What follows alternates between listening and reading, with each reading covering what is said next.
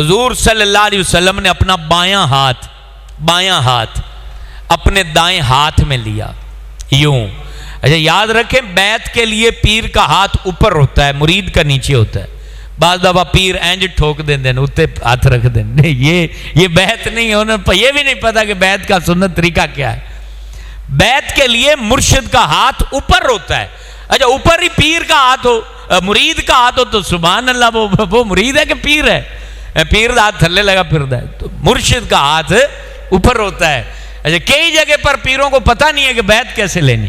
عورتوں کی بیعت لیتے ہیں، کینچیاں پکڑی ہوتی ہیں، بال کاٹ دیے. یہ کون سی بیعت؟ حضور پاک نے کبھی کسی عورت کو نہ تو ہاتھ پکڑایا ہے بیعت لیتے ہوئے، اور نہ ہی نبی پاک نے کسی کی چٹیاں کاٹی ہے. یہ جاہلانہ ہندوانہ طریقہ کار ہے کسی عورت کے بال کاٹنا. اس کا بیعت سے کوئی تعلق نہیں. عورت بیعت ہونا چاہتی ہے پردہ لٹکا ہو، اور پیر و مرشد جو ہے وہ پردے کی دوسری طرف ہوں، اور وہ کہہ دیں کہ میں نے تمہیں بیعت کیا. وہ کہے کہ میں آپ کے بیعت کو جو ہے نا وہ قبول کیا، اور اس کے بعد ان کو عمل بتا دے بھی 5 نمازیں پڑھنی، درود پاک پڑھنے، چلو بیعت ہو گئی.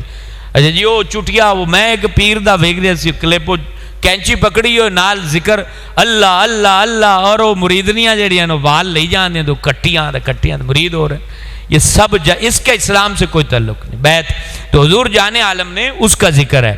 اپنا بایاں ہاتھ دائیں ہاتھ میں لیا، اور حضور نے پتا کیا، یہ عثمان کا ہاتھ ہے. ہائے ہائے ہائے ہائے، قربان جاؤں حضرت عثمان کے لیے اتنا ہی کافی ہے. قیامت تک کے لیے کوئی بدبخت ان کو مانے نہ مانے، اتنا کہنا حضور کا ہے یہ عثمان کا ہاتھ ہے اور یہ میرا ہاتھ ہے. اور پھر کہا سبھی اس بات پہ بیعت کرو کہ یہاں اگر شہید بھی کر دیے جاؤ تو تم پیچھے نہیں ہٹو گے. اچھا یہاں کئی لوگ اب اس کو الٹ بھی سمجھ لیتے، کہتے دیکھو جی نبی کو علم ہوتا تو پھر نبی جو ہے وہ بیعت کیوں لیتا؟ بھئی اس بات پہ بیعت ہو رہی نا بھی کہیں وہ شہید تو نہیں ہو گئے، تو کہا نبی کو علم ہوتا تو بیعت کیوں لیتا؟ او بھائی نبی کو علم تھا تو عثمان کا ہاتھ میں دیا نا. مردے کی بیعت تو نہیں لی جاتی، زندہ ہی بیعت لیتا ہے نا. حضور کو پتا تھا کہ عثمان زندہ ہے، اس لیے تو عثمان کا ہاتھ اپنے ہاتھ میں لیا نا. اس نظر سے نہیں دیکھنا، الٹی نظر سے دیکھنا ہے. لیکن قرآن میں نور اسی کو نظر آئے گا جس کے دماغ میں عشق رسول کی روشنی چمک رہی ہوگی. ہاں اور پھر قربان جاؤں اللہ نے نبی کے ہاتھ کو ید اللہ کہہ دیا. سن لو قرآن سن لو، اللہ کے ہاتھ نہیں ہے، اللہ کے ہاتھ نہیں ہے، لیکن ہمارے نبی کی شان ان الذین یبایعونک انما یبایعون اللہ، بے شک محبوب جنہوں نے تیری بیعت کی انہوں نے تیری نہیں رب کی بیعت کی ہے. اللہ ید اللہ فوق ایدیہم.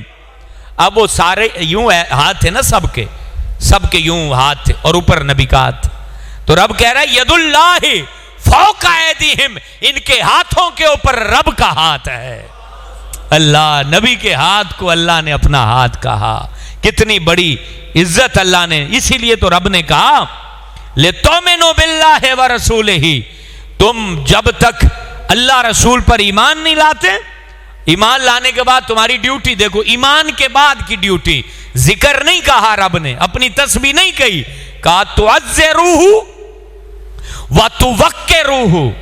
ایمان کے بعد تمہاری ڈیوٹی میرے نبی کی عزت کرنا ہے اور توقیر کرنا ہے. اور جب میرے نبی کی عزت توقیر کر لو تو پھر تمہاری ڈیوٹی ہے تو سبحوہ بکرۃ واسیلا، پھر رب کو صبح و شام یاد کیا کرو.